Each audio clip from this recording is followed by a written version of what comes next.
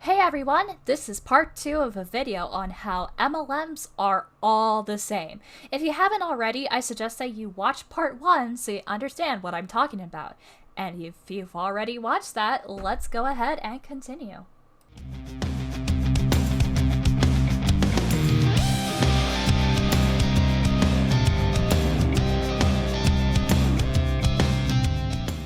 So first off, since this Hun actually agreed with me about doTERRA and Young Living being bad, let's look at those.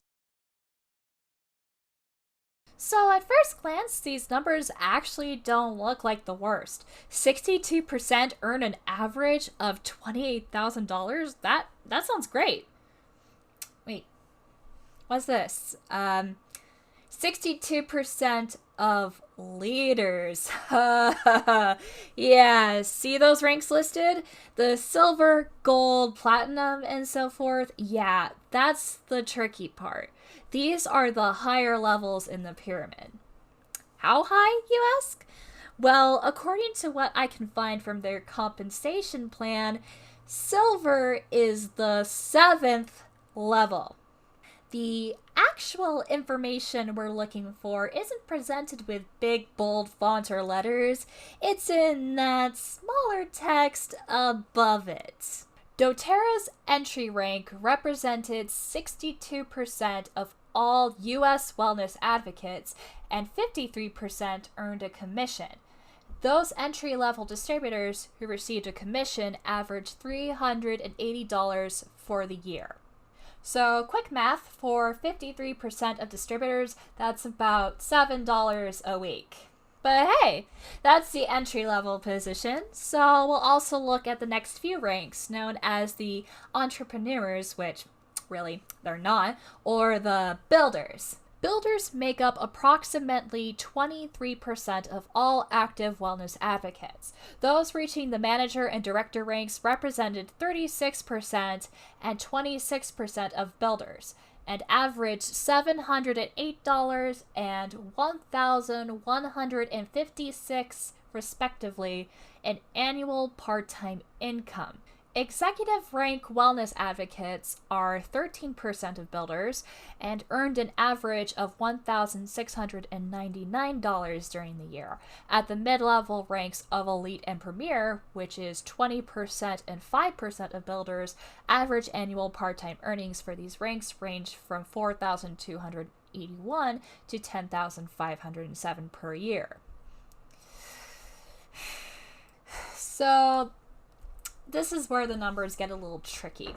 The next 23% makes up these builders' ranks, but the averages are split in a weird format where the percentages shown are for within the builders' ranks, not for the entire pyramid. So I'm just going to go ahead and run some numbers and try to chart that out a bit. Okay, so hopefully my math isn't too far off here. The way they phrased these ranks was rather confusing, but I think I at least got close. Also, math isn't my forte. So I'm just going to work with the first 4 ranks here. We've already got the 62% of members in the lowest rank, with only 53% actually earning anything. So you gotta remember that 9% of doTERRA members technically never even earn a single cent. Then for the next 3 ranks, we have the average earnings of around $700 to $1,700, and the average of these averages is $1,187.66, which I'm just going to round up to $1,188. So for 79.25% of doTERRA's members, if we include the ones that don't ever earn anything, the average earnings before expenses and taxes is around $789 a year, which is about $66 a month, or about $15 a week.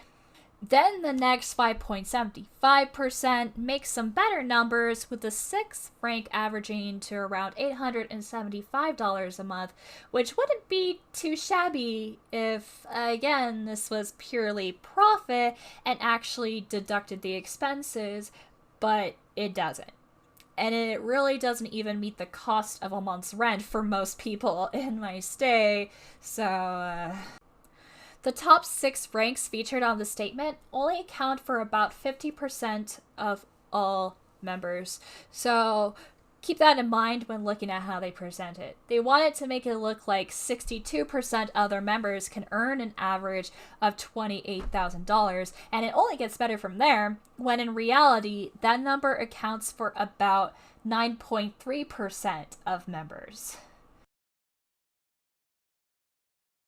Thankfully, unlike doTERRA, Young Living actually knows how to make a chart for their entire member database as a whole, rather than formatting it like hot garbage, so thank goodness for that at least. So right off the bat, we can see that for 89.6% of all Young Living members, can I just go ahead and round that up to 90? In 2019, they made an average of $3. $3 for the entire year. And even better, they show us that the highest anyone in that percentage made was $1,461. Yikes. I am looking at the ranks that make it to around what a person with an actual salary would earn, before the usual expenses of an MLM, which seems to be from gold rank up. And that is 0.1% and a bunch of less than 0.1%. If I was generous and marked those up to as a 0.05% each, which I know is way too much for those very top tiers, that would mean that before the expenses, only about 0.3% would make anywhere near what a person with a regular salary job would. So those were the 2 companies that the Huntbot agreed were shady, but she insisted the companies that she participated in were different. So now I want to go back and look at those 5 with this updated information from what I originally had. Like I've gone over before, Mary Kay actually doesn't release their US income disclosure statements, even though the United States is one of its largest markets. But we do have the ones for Canada, so I'll be converting the values to the US dollar using the average exchange rate for 2019, which was for $1 Canadian would equal about 75 cents in US currency. Okay, right off the bat, this is a little complicated because while it seems like all consultants are eligible to earn some profit off of their product sales, the amount to actually qualify to earn commission, which in this instance is earning portions off of a downline sales, is very low. To qualify for that, they need to be considered active for that month by purchasing a minimum of $225 worth of inventory, or 168.75 USD. So I really don't buy any consultant claiming that Mary Kay doesn't require personal volume. Sure, you can technically be considered a member if you don't, but you won't qualify for commissions unless you do. The other requirement listed here is that the consultant must have, and I quote, offered the opportunity to at least one active independent beauty consultant during the relevant pyramid. I was supposed to say period, but pyramid is also very fitting. Offered the opportunity to at least one active independent beauty consultant during the relative period. So basically, to be considered active, you have to have at least one other active member in your downline at all times, from what I can gather. Though the way this is phrased, it almost makes it sound like you have to recruit one new person each month. Either way, that's a heavy emphasis on recruiting in order to try to turn profit. As for the actual numbers shown, we can see that about 83.14% of those Canadian members didn't even qualify to earn commissions in 2019. Because his statement doesn't show how much consultants paid for product versus how much they sold, we can't make a proper estimate for earnings from sales. Thus, the average annual marked earnings projected by Mary Kay for 83.14% of its Canadian consultants is $0. Only 16.86% of their members qualified to earn commission at all. 15.13% of all members earned an average of $206 or $154.50 US dollars. That means that for the majority of the members that were earning commission, they earned on average less in an entire year than what they were paying monthly to qualify for those commissions. Top two tiers on the chart only make up for about 1.73% of all Canadian members. Like I brought up in part 1 of this video, I've done a more in-depth look into Mary Kay in a 3-part blog piece, so I will link part 1 in the description. It doesn't seem like Avon has been very open with their income disclosure statements in the past decade or so. A time that also marks where they switched their focus from a true direct sales model to an MLM one. But I'm sure that's just a coincidence, right? The last statement of theirs that I could find was from 2009. Obviously, given the amount of time that has passed in the switch in business model practices, this isn't going to be very helpful to me. Not to mention, this is just sad. Look at it. 0 effort, no averages or anything. I had to do a little digging, but I did find this one article that had found an annual report for 2015, in which it looks like the average Avon distributor earned about $1,026.75 that year, which, as the author pointed out, is less than $100 a month. With the average for bonuses only being around $590, that still keeps it at around only $1,600 a year for the people that actually earn those bonuses. I'm just going to give this one a big red flag because of how scarce Avon makes this information. Even though the year I brought up to that huntbot wasn't the most recent, the structure of their disclosure statement is still the same. As you can see here, rather than sort things by rank, they split the earnings into 2 groups, based on the amount of time members were active that year. Group 1 consists of consultants who are with Sensi for all 12 months of 2019. Group 2 consists of consultants who are with Sensi for less than 12 months in 2019, including those who joined Sensi for the first time and those who left Sensi either due to inactivity or other reasons, aka due to not being able to pay to stay active or left because they saw the lights. Yes, Sensi, because a basic chart with ranks and percentages is so hard to whip up. A few moments later. So, of the total 165,146 members, Group 1, who managed to remain active the whole year, only accounts for 30.11%, while Group 2 is 69.89%.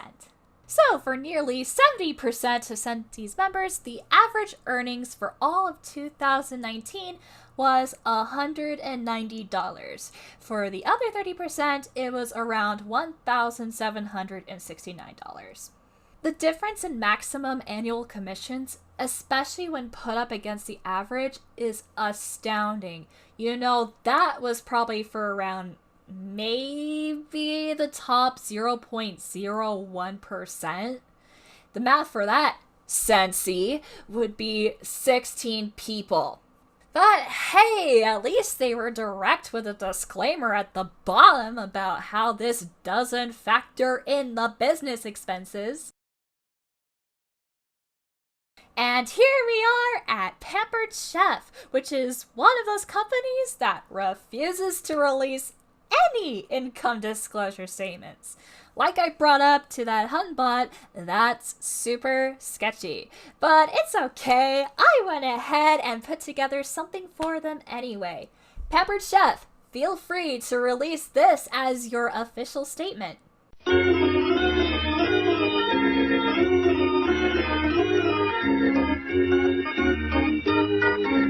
Finally, on to the last MLM that the Hunbot mentioned as being different, Roden and Fields. I think this is the one where I actually had the most recent numbers when talking to that Hun, but let's go over them anyway. There's a lot of text to go through here, so I just wanted to pick out some of the important bits before we even get to the actual numbers. First off, I want to point out this little bit here that says, the Roden and Fields compensation plan is based on product sales. You cannot earn income from sponsoring or recruiting team members. Now, for some people, they'll take one look at the line and think, oh, this proves they aren't a pyramid scheme. They say so right there that you don't get paid for recruiting. And this is where I have to butt in because, yeah, MLMs usually don't just pay you an extra amount the moment you get someone to sign up under you. No. Instead, you earn a commission off of your downline's purchases and sales. The bigger your downline, the more you earn. So even though you technically aren't paid for recruiting, the more you recruit, the more you can possibly get paid. You see what I'm trying to say?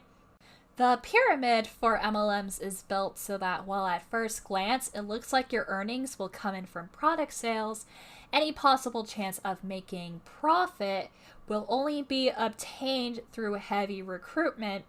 And it's that emphasis on recruitment that's crucial to recognize. And that's why we have to look deeper into surface level statements. It helps us see what is actually going on in these businesses. Of course, sometimes the first step might be to just read further down in the income statement. As a consultant, you always earn retail profits on the sales you make. To be eligible for commissions on products, you must have monthly sales to retail customers and or personal purchases of roughly $100 worth of product, measured in volume. To receive greater commissions and maintain your status, your direct customers must purchase and or your direct consultants must sell 600 in volume of products each month. Your direct consultants, meaning your downline. See, there it is. Sure, you don't need to recruit, and you won't get a check if you do, but if you want to qualify for actually making profit, you will have to recruit. I decided to take a deeper look into ranks and qualifications, and I managed to find this. So to join, you have to pay that $45 for the starter kit. In the statement, it mentions the percentage of people who do this to qualify for the discounts and nothing else, which is about 45% of all members in 2019.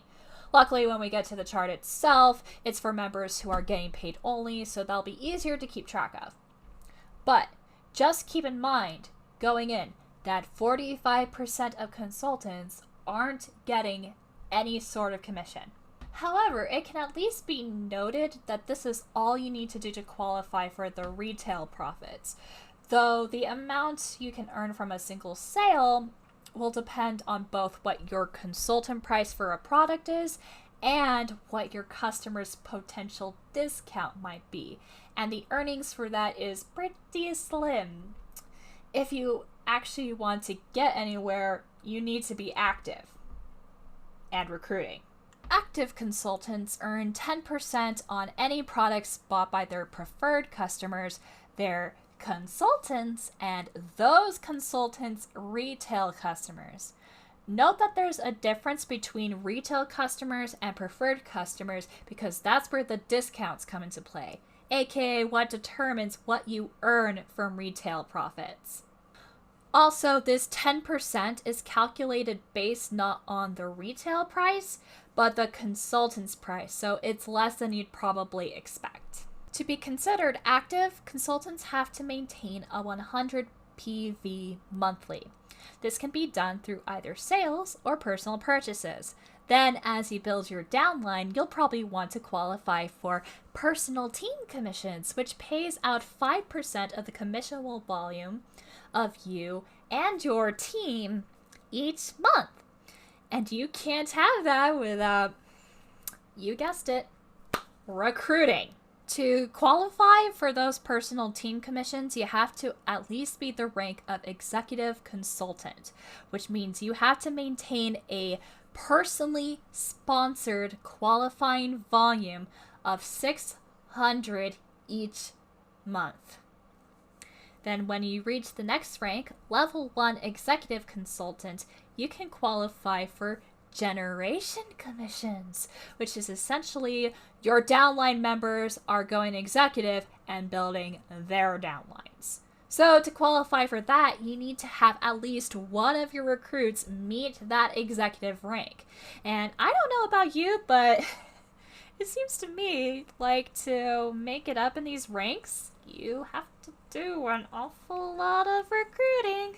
So with that little misconception out of the way, let's get back to the rest of the income statement. Really quick, here's in the statement where we see the percentage of total members who don't even get paid, which is the 45%, and the numbers we'll be looking at is for percentage of paid consultants.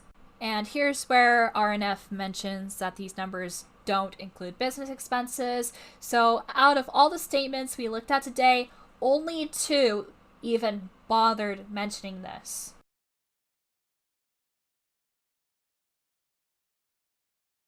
Now let's just take a look at the actual numbers for those paid consultants. And once again, we have a company that won't sort things by rank, instead going with groups of annual payment tiers. Yay. We see here at the bottom tier of people who earned $1,000 or less in 2019 makes up for 67.1% of all paid members. The next tier up of $1,000 to $5,000 a year makes up for 24.6%. The average earnings between these two tiers is $306 through $2,314. Let me make that a bit more clear for you. 91.7% of Roden & Field's paid consultants made, on average, less than $2,500 for the entire year. And only 8.3% of those paid consultants made more than $5,000 a year. Only 1% made anything around what someone with a salary would make. Again, before those expenses. So even the company that I thought would possibly subvert my expectations still managed to be the same as the rest. I only went into the companies that were brought up in my discussion with that Hunbot. But there are hundreds upon hundreds of MLMs out there, and there's a lot of income statements to sort through. The point I've hopefully made here is I could take any of the random company names given to me, research them, and either find they're too scummy to even be honest to their distributors about their earnings data, or that the data available proves that actually getting to a point where you can make profit through them is near impossible unless you already got in when that company was brand new and have been leeching off of others people's losses for a long time. And the thing is, anyone can do what I've done. This information is available if you take the time to track it down and give it a proper look. If I didn't cover a company that you either believe is truly different or you just want to make it more known that they aren't different, then you can find the answers for yourself. take a look at the list of statements that I've linked in the description. Search around. Be a detective and find the answers. I mean, I'll keep researching these companies myself, so if there's an individual company you'd like me to take a closer look at, shoot me a message and I might get around to it, either on this channel or on my blog. I know with the current state of things, it can be discouraging. A lot of people are looking for work, and the false promises of financial freedom for network marketers can be tempting. However, it is important to remember the facts about these companies and how much money, time, friends, and family you are likely to lose in your desperate struggle to find that freedom. If someone approaches you during your search for work with an opportunity, please ask them for the name of the company. Research that company and the stories of the people who have given it a try. If it's an MLM, don't do it. You deserve better than those scams. Well, that's going to be it for this video. Thank you so much for watching. I know this took a long time to put together, but I hope it was worth it. If you're interested in more of my content, please consider subscribing to the channel and check out my blog at multilevelmess.wordpress.com. And maybe give it a follow. And check out my Facebook and Twitter, and I'll see you all next time. Take care, everyone.